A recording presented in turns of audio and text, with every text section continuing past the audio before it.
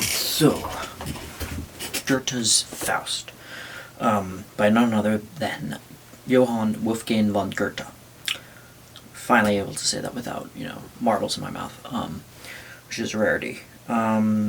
So, this was published in, I think, early 1800s, 1808, I think, the first part. It's actually split in two parts. I have a version of it somewhere, but I think the one I have is actually a abridged version, but I did listen to, or maybe it's just the first part, but I do remember getting to the second part later on. But there was a gap between when I read both parts, so I'm kind of drawing mostly from the first part is what I kind of retain the most. And it's written in a poem.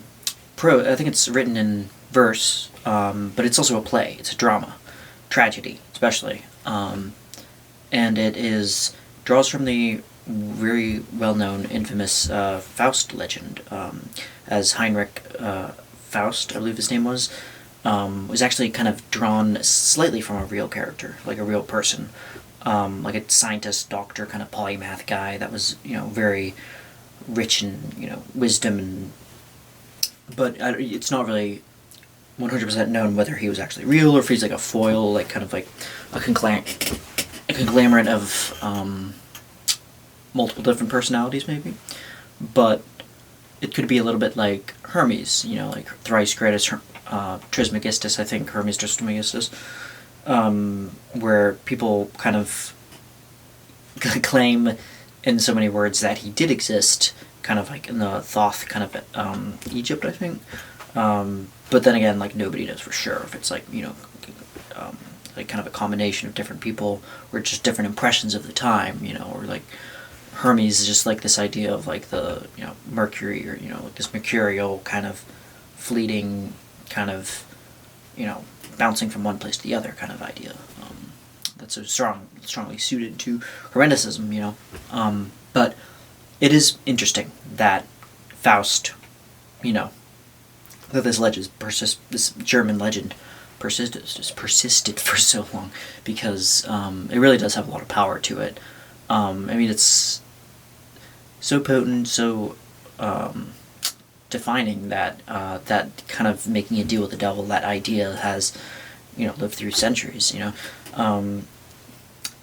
Even before Goethe wrote this, and I think about at the time he wrote it, he was long after he became a literary celebrity, I believe, when he wrote The Sorrows of Young Werther, or Werther,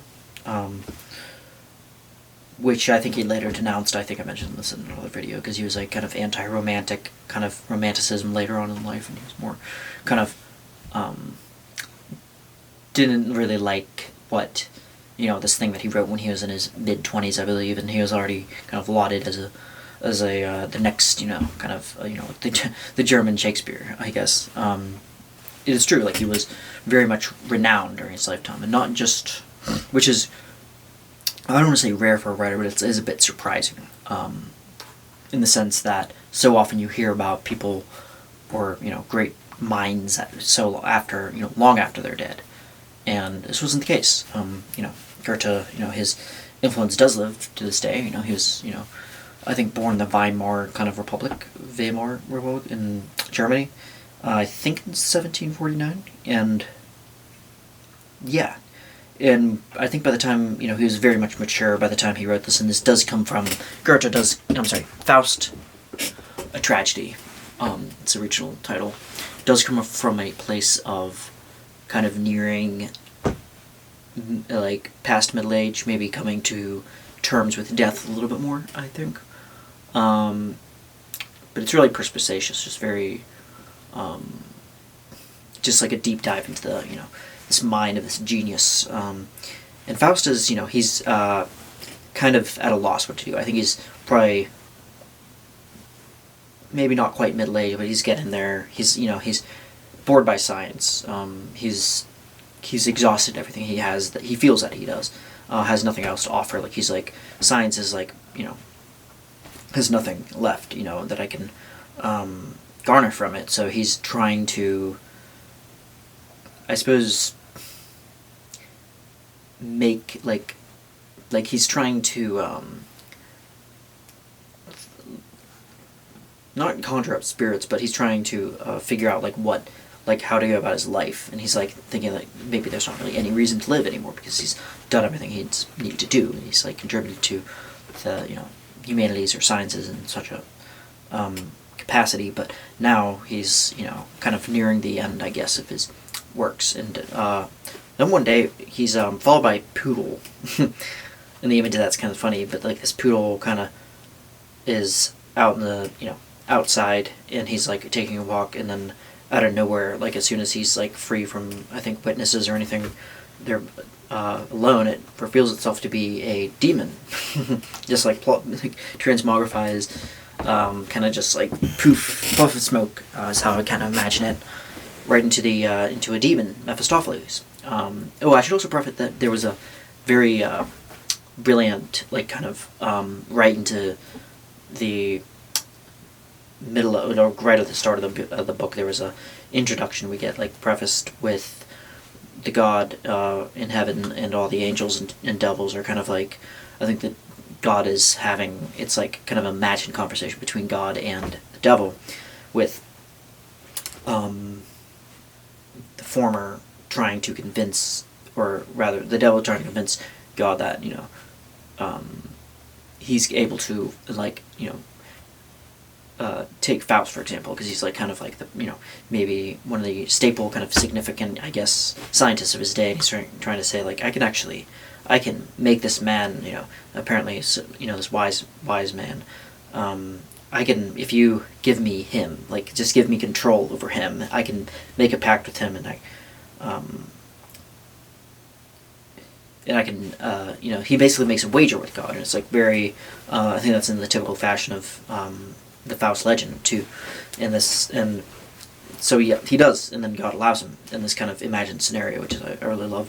And so yeah, this Faust is walking around, and he's totally flummoxed by this devil that appears out of nowhere, and he's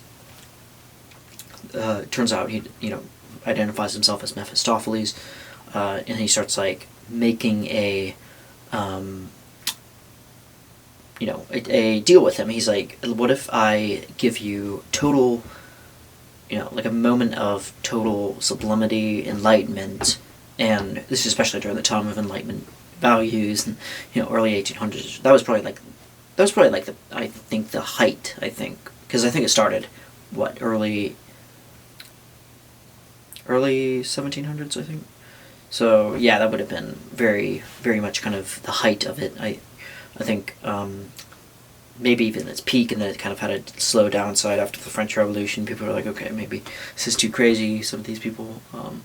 But I think like early on with Voltaire in the early 1700s, you had more of its incipience and kind of emerging, and then by the time this Goethe writes this, it's like it's in and I'm not saying he's necessarily saying there's anything wrong. He's just saying like the limitations of Enlightenment values, I suppose, like this idea of like dare to know, dare to know thyself. And I think, and Goethe even famously said like, know myself. If I know myself, I'd run away, because he's famously kind of like not anti introspection, but just anti going into the depths, I guess, which is funny to, thinking that maybe that when he wrote these characters, like he kind of maybe dissociated himself from these characters, so it's not like he's a reflection of Faust by any means, or any other character for that matter. But yeah, he's he, I think that's a Delphi oracle that's written on the Oracle of Delphi that was supposed to be on one of the temples, I think. I can't remember the name of the temple, but it's gone now. It's but that's it lived throughout the ages. That know thyself was the first part of it, and then nothing in excess was the second, I believe. So yeah. So at first Faust is like, hell no, I'm not gonna be under your spell. He's like, this is way too risky. Just like he wants nothing to do with it. But then slowly the devil kind of works his way in, and he's like, well, you think of it, you'll have everything you want. Like, I'll be able to the details. I can't remember exactly the details of the deal, but it was like you'll be able to, like perform, like you'll be able to not only have like such like glean such enlightenment and sublimity and even images of the heavens and godly things, and but you'll also able to be your most wisest. You'll be able to like gain all knowledge of everything. You'll be able to exhaust everything. You'll be able to, all this talent will be bespoken upon you. And finally, he's seduced, and he makes his pact with the devil with, signing his name in blood in the kind of classic fashion, villainistic fashion. And yeah, that's from then on, Faust's life turns into a living hell. The devil, obviously was a trickster. He lied. He screwed with Faust's head to get into him and to, cajole him into this thing of being like, oh, I'm so reasonable, like you'll get so much, but in doing so, what happens is like, sure, he's able to get a little bit of, I think the tradition says 20 years, I think he gets, or something like that, but after that time is up, just like the same thing with, Thomas Mann expounded in his version of Dr. Faustus, not to be confused with the Christopher Marlowe English version with their kind of play, kind of dramatized version of the German legend written a couple hundred years before Goethe's, I believe. But yeah, Thomas Mann, for, the deal with that, I think Adrian Liverkin was the character. Yeah, the deal he made was basically that he gets 20 years. And after this Esmeralda kind of character appears, that it's not sure if she is of the devil or is she just a syphilitic woman who kind of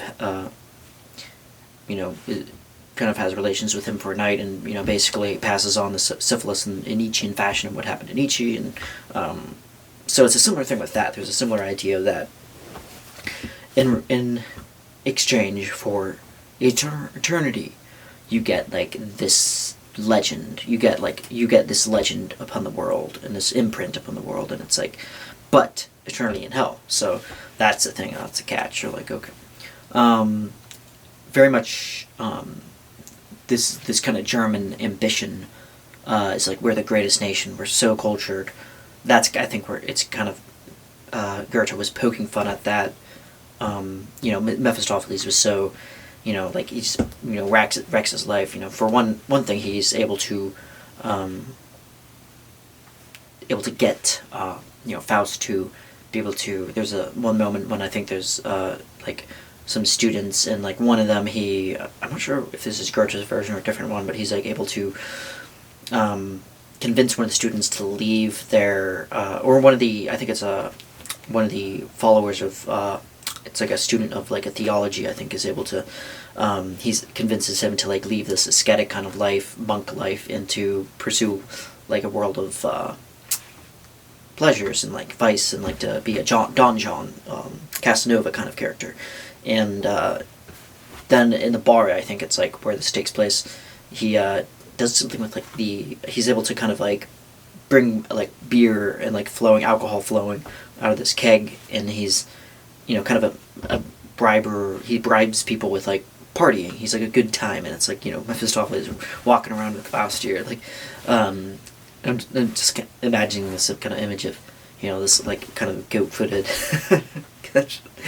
demon with the devil horns, like machinations, and he's just like walking around in public with Faust, hey, just hanging out in the bar.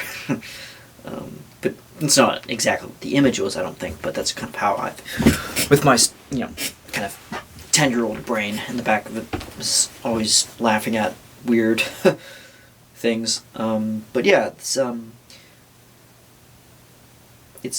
I found it most probably interesting part was he was able to get Faust to approach using Mephistopheles' powers of seduction. He was able to lure this young woman, a beautiful woman named Gretchen, but I've also heard her name referred to as Margaret, so I think it's Margaret and or Gretchen. So I'll use Gretchen because that's the one I'm more familiar with, I think.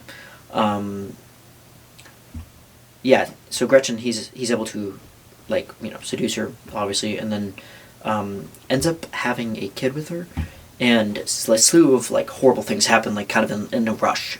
So it's like, puts Mephistopheles' spell. He's able to get her to love him, and they both love each other.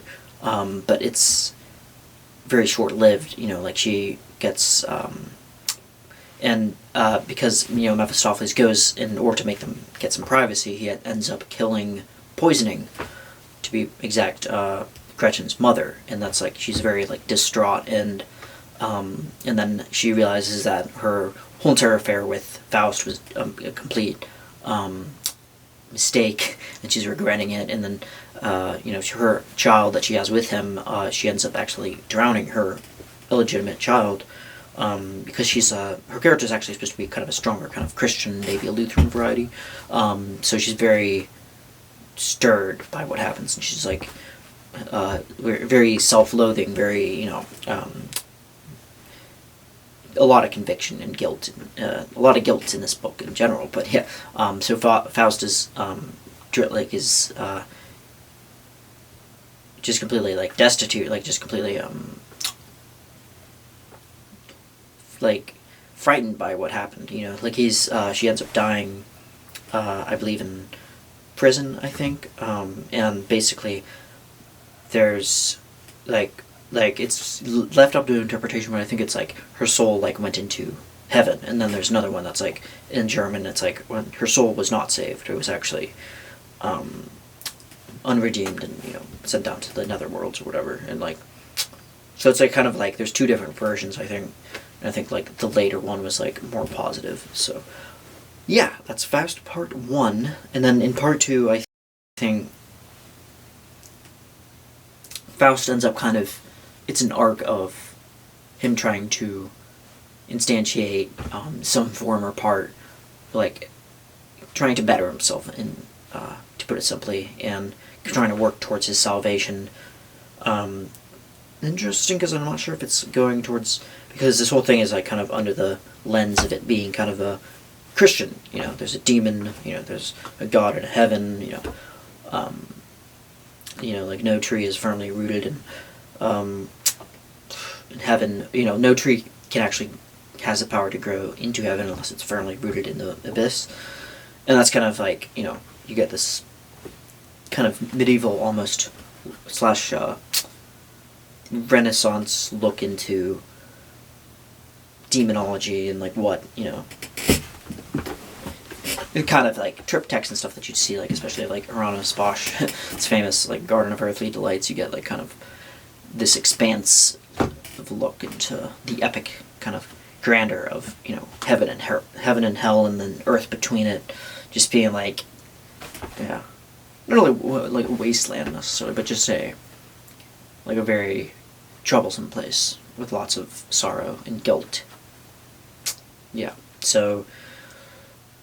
But it ends on a high note, because, like, it's not, like the Sorrows of Young Werther, where, spoiler alert, he kills himself, kind of thing. It's kind of, like, yes, sure, Faust made a mistake. He should have been juggling, he should have been gambling with his luck and his eternal soul. And you give him the benefit of a doubt, like, it's, like, Goethe, I'm not sure if he identified as religious or not, and maybe he was, and I'm just kind of missing something, but it is told through like this lens of like religion and purity and all that, and it's giving the benefit of the doubt, kind of like it's more of like a what if, I guess, like what if God, what if he wagered with the devil. So yeah, it's a great story. It is a little bit trotting, though. It is a little bit like a, what's the word? Plotting. Yeah, it's like to get through it. Like, it's not as bad as one of these days I'm going to talk about The Scarlet Letter, Nathaniel Hawthorne. But for now, it's not like that kind of trying to be super poetic or descriptive or. I think the thing from the get-go is that it's written in verse, so you have rhyme schemes and I don't know what iambic type of pentameter or dialect, I can't remember the word, diction, like what type of poetic kind of, like dun dun dun dun dun dun. Dun. But yeah, it's a little bit difficult to read. It was like John Milton's Paradise Lost, where I get kind of hung up on it, haggled through trying to be like, wait a second, and dun dun dun dun dun dun dun dun, trying to like keep in verse and rhythm of the. And yeah, and you're trying to, and you're also being fed so much like thematic and like plot heavy elements that are being or kind of being communicated via like a poetic, very beautiful, elegiac poetic, but nonetheless, for me at least, it was kind of hard, especially considering like the difference between this and like a kind of classic novel, where you can kind of breeze through the dialogue. Whereas this, it's like monologue. It's like like Mephistopheles talking for so long, and then Faust talks for this long, and, but it's it's an important work of literature, if not necessarily enjoyable to read. So, yeah, Goethe's Faust, a tragedy. Thanks for watching.